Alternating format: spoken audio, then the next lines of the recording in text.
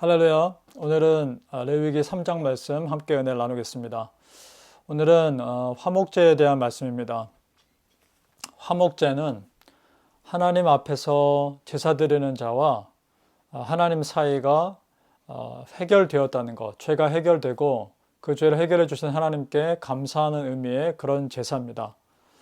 어떻게 보면 참 기쁜 제사죠. 그리고 감사의 제사고요. 우리가 화목제를 알아야 될 이유는 신약 시대에 진정한 화목제물 대신 예수님의 사역을 이해하기 위해서 중요합니다. 요한 1서 4장 10절 말씀을 참고로 잠시 보겠습니다. 요한 1서 4장 10절 말씀에 이런 말씀이 있습니다.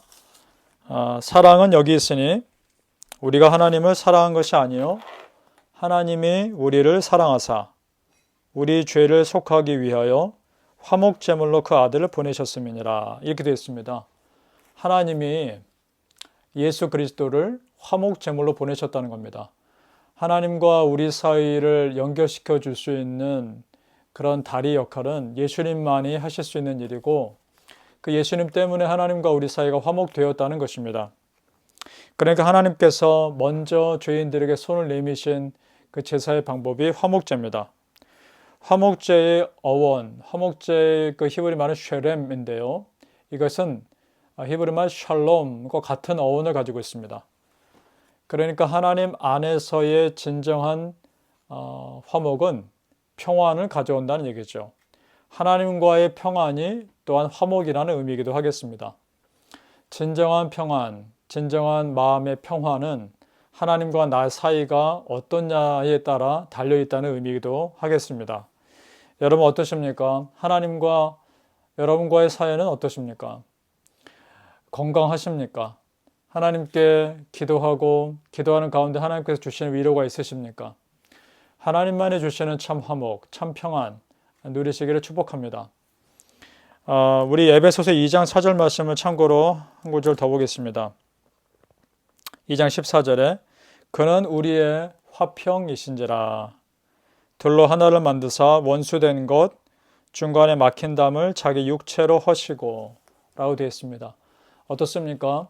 구약의 화목제의 개념이 예수 그리스도의 사역으로 계속 이어지고 있지 않습니까?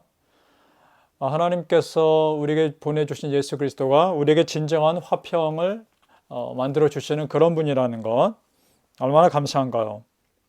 그러니까 화목제는 번제를 통해서 이미 죄가 해결된 그런 예배자가 하나님께 감사하는 의미로 드리는 그런 제사입니다.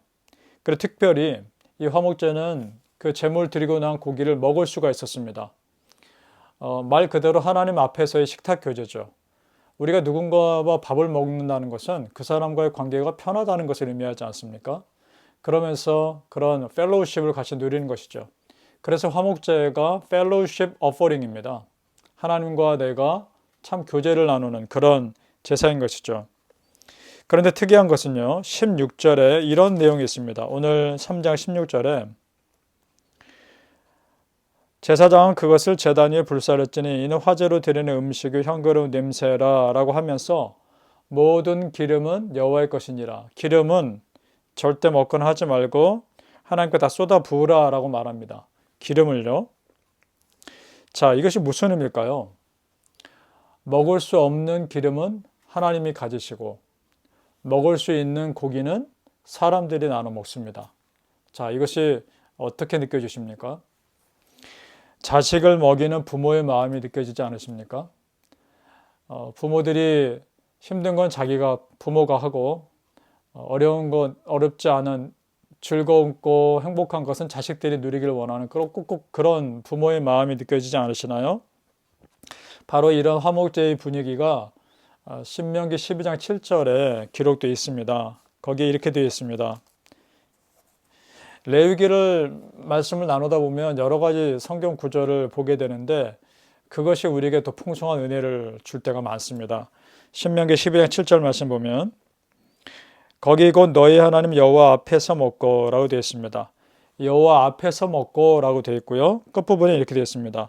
너희와 너희 가족이 즐거워할지니라. 그러니까 여호와 앞에서 먹고 여호와 앞에서 즐거워해라. 그것이 화목제입니다. 하나님 앞에서 내가 정말 감사합니다. 하나님, 내가 하나님과의 관계가 평안하고 건강한 것이 감사합니다. 그러면서 하나님 앞에서 그 행복을 누리는 것이죠.